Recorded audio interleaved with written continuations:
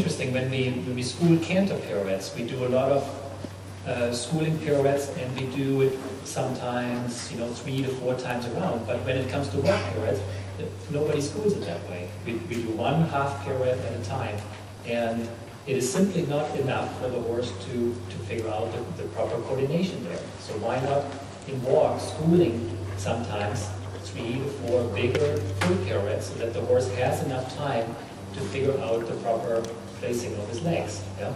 And that's sometimes simply all it is. Yeah, Jessie, maybe you can do a few times where you keep me in the center over here, and then let's make the pirouette a little bit bigger, and let's school it a few times. Yeah? Instead of just doing a half pirouette, we just keep going around a few times. And if he needs to wake up here and there a little bit in between, do so. Yeah? That's it. But it's so important for our horses that they have simply enough time to figure out exactly what we need to do. Yeah? So forward again. Yeah, exactly. So that when we school this, that we can really tell the horse, okay, this is where your hind legs need to stay, this is the activity you need to keep, and then this whole idea sinks in a little bit more.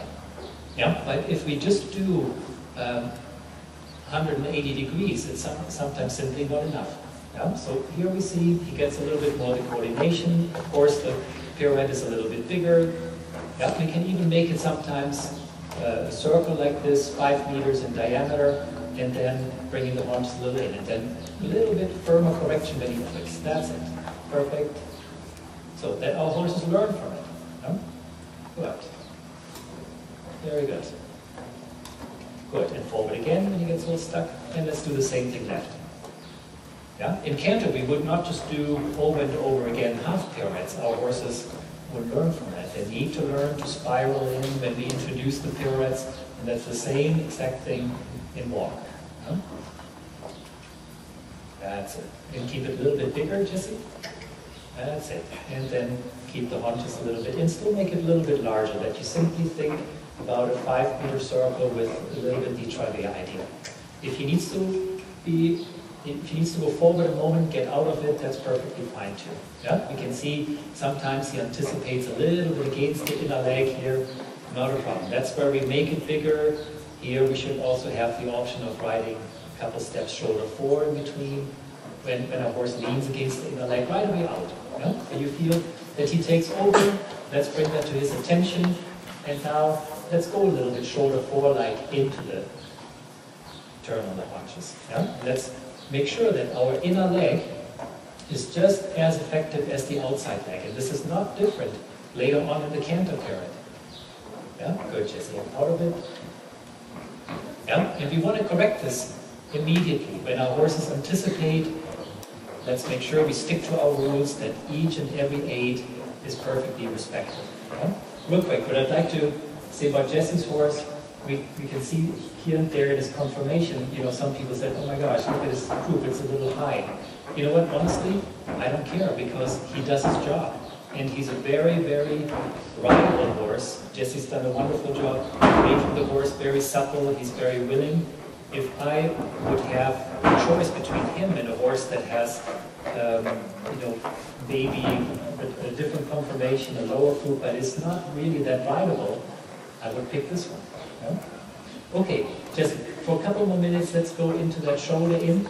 And I think what we talked about this morning was showing real quick the difference between the engagement of the hind leg and the activity of the hind leg. Yeah? You want to go to the right? Yeah, let's go to the right. We had some engagement, but here and there we simply lost a little bit of activity. Yeah? And we can see once in a while he needs to wake up a little bit.